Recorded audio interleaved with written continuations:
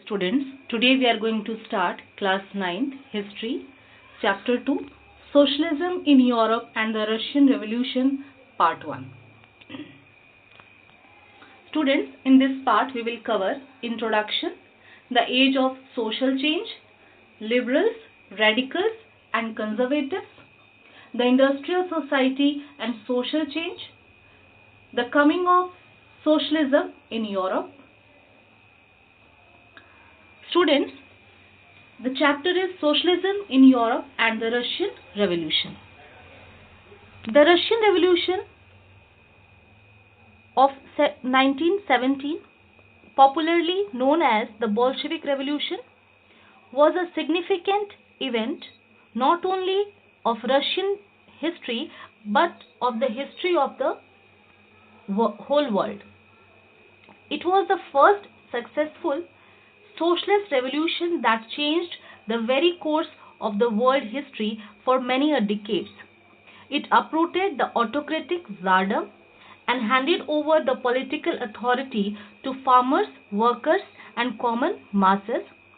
Thus, Irish Frank has rightly remarked the Bolshevik Revolution is the most consequential revolution of modern times.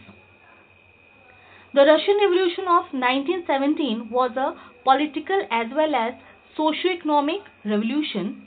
The autocratic and corrupt czarist rule and the prevailing miserable and pathetic social and economic conditions gave birth to a strong wave of discontentment. It contributed greatly in the outbreak of the revolution. Students, as revolution brings changes, changes may be in political field, economic or social. So, revolution, as we have seen in France, it changed the political system. The government changed from autocratic to democratic. People changed, they transformed the government and brought the changes there. Why they brought the changes? Because they not satisfied with the ruling of the king. Same as the people of Russia, there was discontentment in the heart of the people. That's why they wanted to bring the changes. For that, they had done revolution. So, students, let us see how they brought the changes and what kind of changes they wanted in the country by the help of revolution. Socialism in Europe and Russian Revolution. In this, we will see the 19th century was an age of social changes, as has already been discussed in the previous chapter, the French Revolution. It had caused the rapid spread of strong ideas of freedom and equality throughout Europe and even in the world. It served a fatal blow to feudalistic society and brought a social change in the constitution of the society. As you know, before the advent of the French Revolution, the society was generally divided into estates and orders. The revolution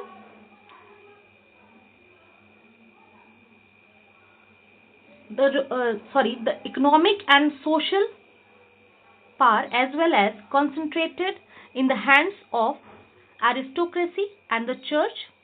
But after the revolution, there came about a thorough change.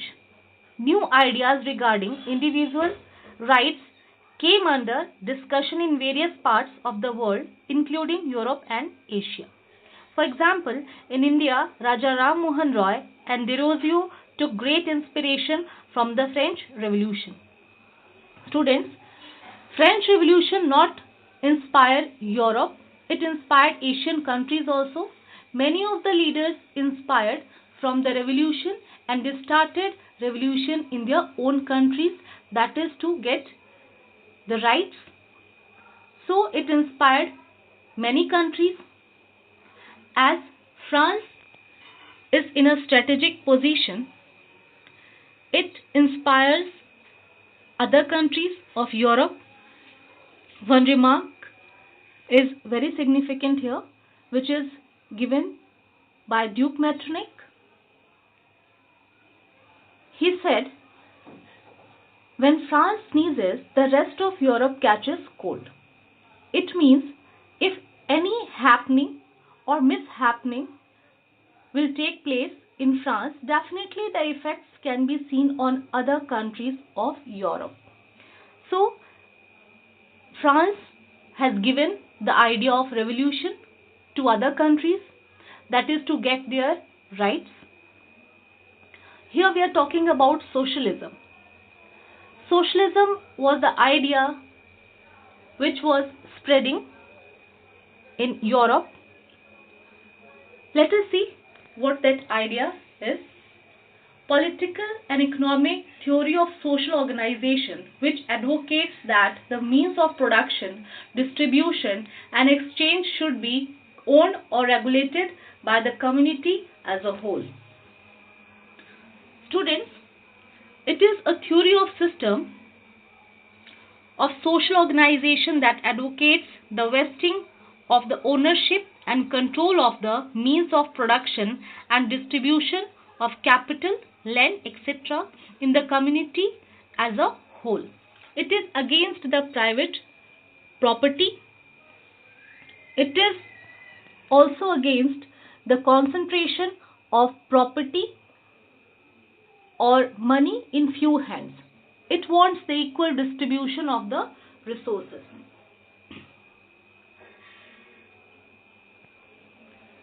Students, as the people of Europe, they wanted socialism, but their ways were different from each other.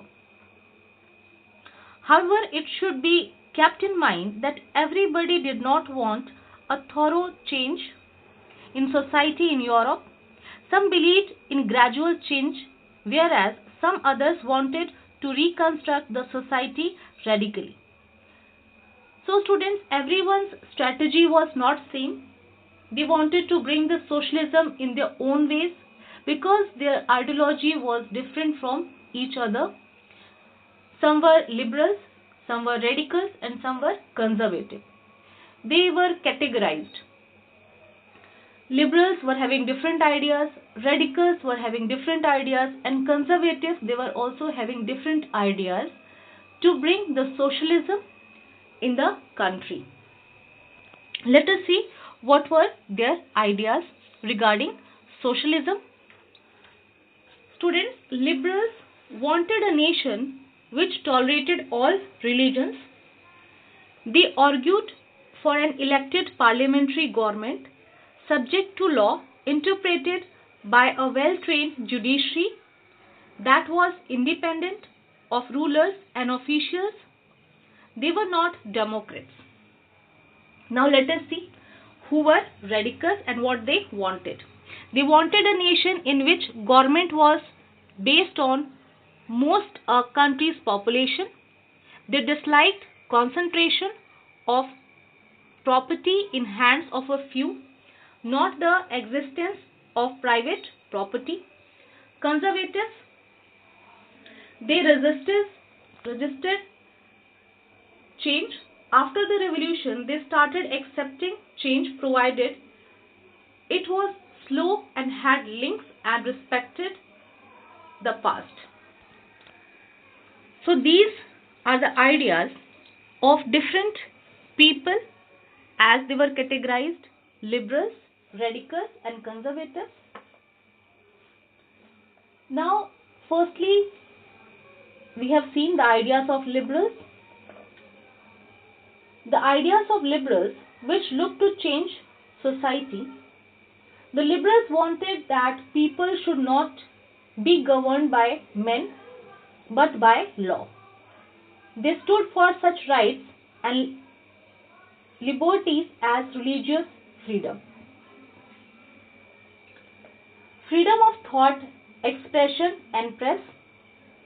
At this time, European states usually favored one religion or the other. For instance, Britain favored the Anglican Church, Austria and Spain supported the Catholic Church, but liberals wanted that every nation should tolerate all religions. Liberals stood for political liberty and popular sovereignty. It meant for right to franchise, right to election, right to criticize the government. They were not in favor of universal adult franchise, that is the right of every citizen to vote. According to them, men of property should mainly have the right to vote. They also did not want to grant the right to vote to women as they were not Democrats. Students, they wanted changes. They wanted judiciary.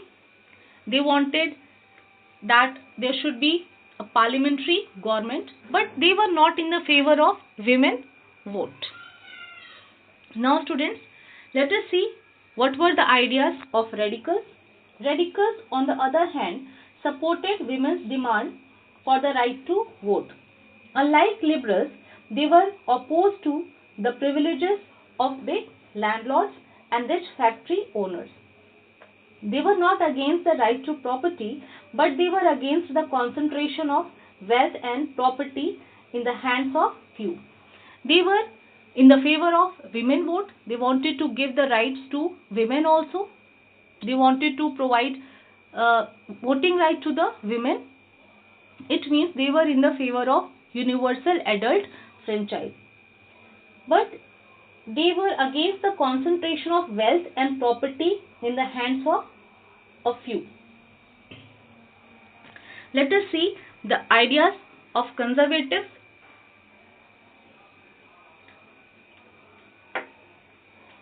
Conservatives were opposed to the ideas of the radicals as well as of the liberals. Earlier in the 18th century, they had supported the old regime and opposed the idea of change. By the 19th century, they had opened their mind and accepted that some change was inevitable. They, however, believed that the past should be respected and change had to be brought about gradually. As in the beginning they were not ready for the changes, but later on they started accepting the changes, but the changes they wanted in a slow process. So these are the ideas we have seen of liberals, radicals and conservatives. The Industrial Revolution and social change. As students, industries were opened in the Industrial Revolution, that is the growth of industries that brought a social change also in European countries. Now students, all the ideological, social and political trends were signs of the beginning of a new time. In fact, it was a time of complete social and economic changes brought by the Industrial Revolution. The Industrial Revolution first of all began in England in the 18th century. Soon the whole of Europe came under its influence. As a result of the revolution, new towns came up and new industrial regions developed. The new towns were the centers of one industry or the other. Therefore, people in search of livelihood started leaving villages and settling down in towns. The expansion of the railways made it easy to move from one place to other. Thus, industrialization brought men, women and children to factories. Students, as industrialization was taking place in Europe, to get the work, men and women, they started migrating from the villages. They crowded in the towns, that is, to get employment there. Men, women, all they came to the towns. But the Industrial Revolution brought with some evil effects as well. As cities became crowded, the problem of housing and sanitation started there. It divided the European society into capitalist class and the working class. As industries were opened, it divided the society into working class and capitalist. Almost all industries were the property of individuals.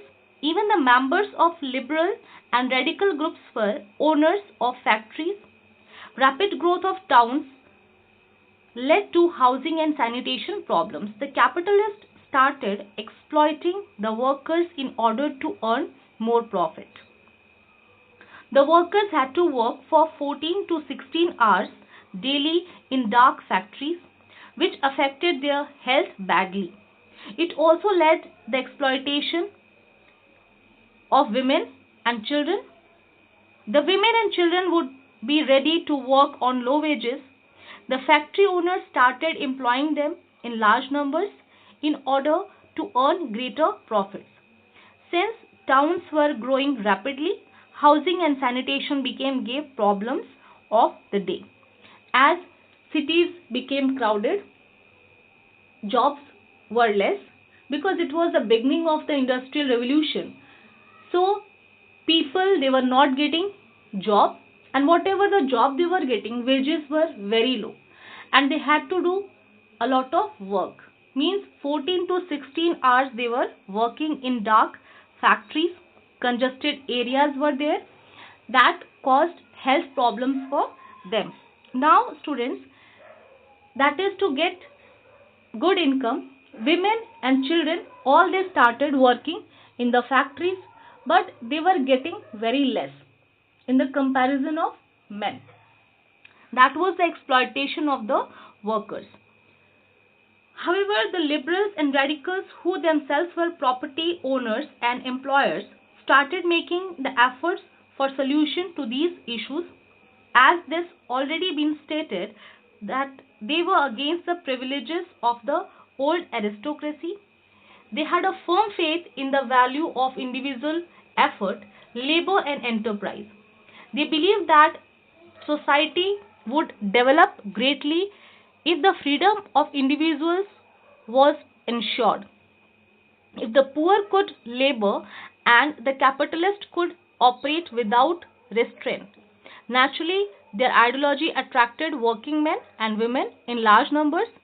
Thus, the workers wanting changes in the world started rallying around liberals and radical groups and parties in the early 19th century. Students, as liberal ideas and radical ideas were liked by most of the workers, because the workers also wanted the changes in the society, so they started supporting the liberals and radicals. It is worth mentioning that some nationalists, liberals, and radicals were opponents of monarchies and autocracies as established in Europe in 1815. They wanted to do away with them through revolutions. They believed that revolutions would create nations where all citizens would be having equal rights without any discrimination. For example, Giuseppe Mazzini, an Italian nationalist, tried to achieve this objective in Italy through revolution. Nationalists in India and elsewhere as well were much impressed by the writings of Mazzini. Students, as liberals, they wanted freedom of individual, equality before law. They wanted equality in the society. So they struggled for that. They awared the people. Giuseppe Mazzini, an Italian nationalist, is very important name here, who contributed the revolution, that is to make Italy a nation state. So here liberal ideas were spreading in the countries.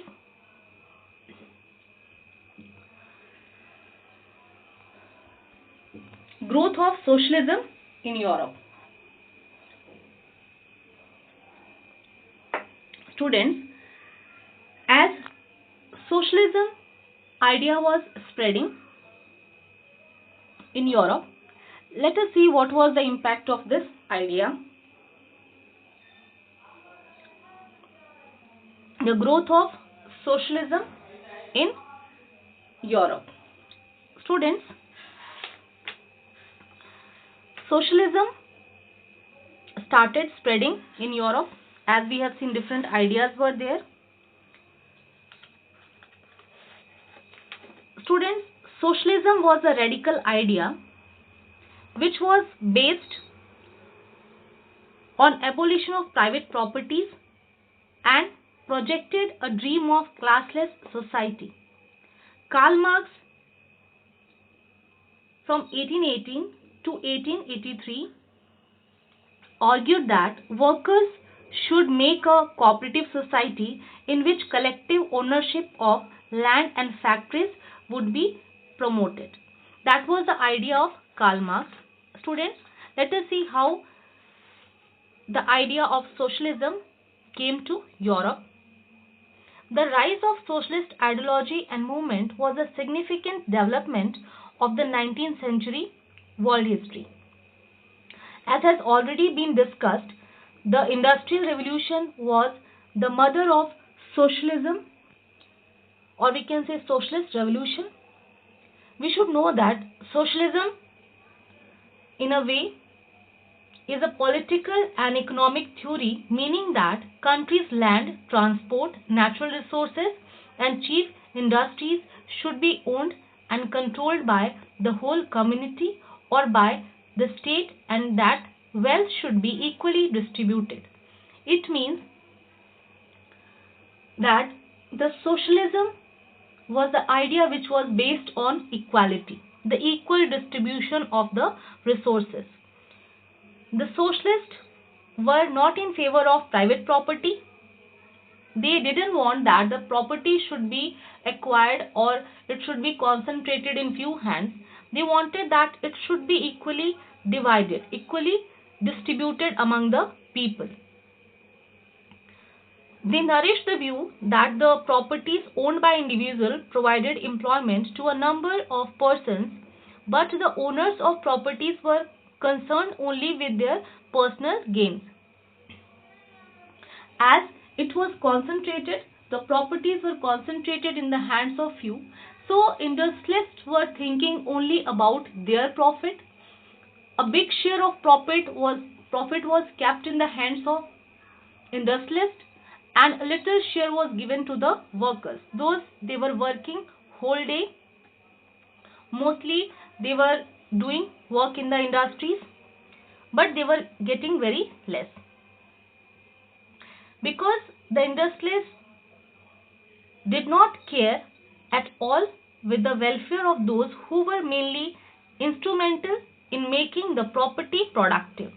They were not thinking about the workers, those they were productive. The socialists wanted that property should be collected by society and not by the individuals, because in that case it would be possible to pay more attention to the collective social interests.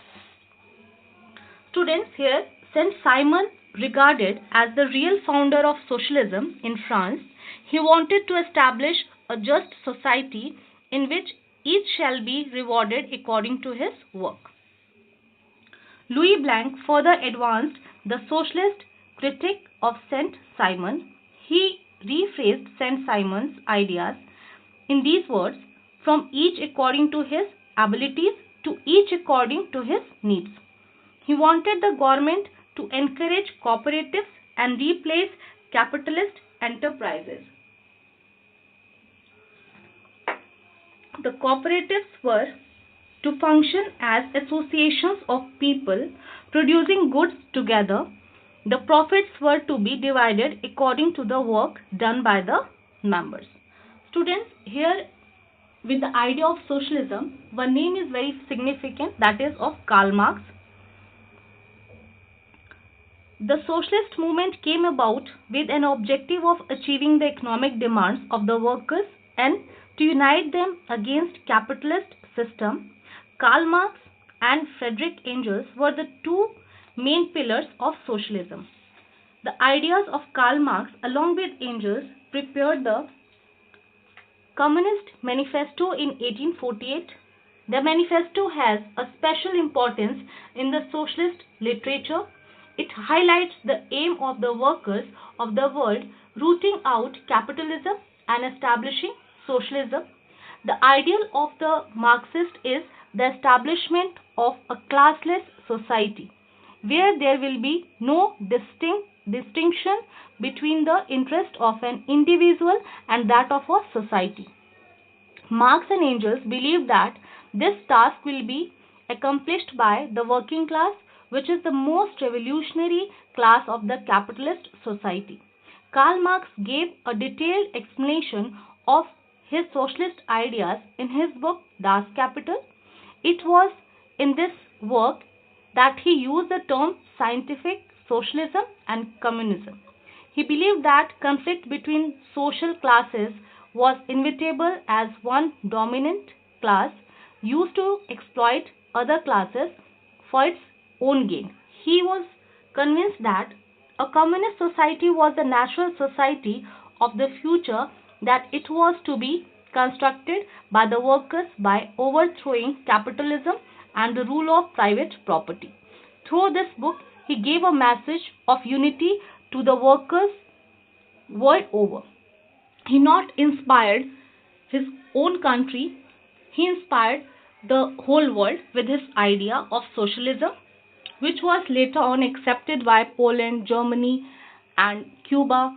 All these countries they accepted the ideas of socialism, which was spreaded by him. He wanted the rights of the workers. So, in this way, he encouraged the people. He wanted a communist society. In that society, the people will enjoy equal rights. Now, after the explanation, test your progress. Students, some questions are given here. You just try to reply these. What was the socialist system? What social changes can be seen in society after industrialization? Who was Karl Marx? What was his theory of socialism? Liberals were not Democrats. Explain the statements. So students, I hope you understood the contents and it will be easy for you to give the answers of these questions. Thank you.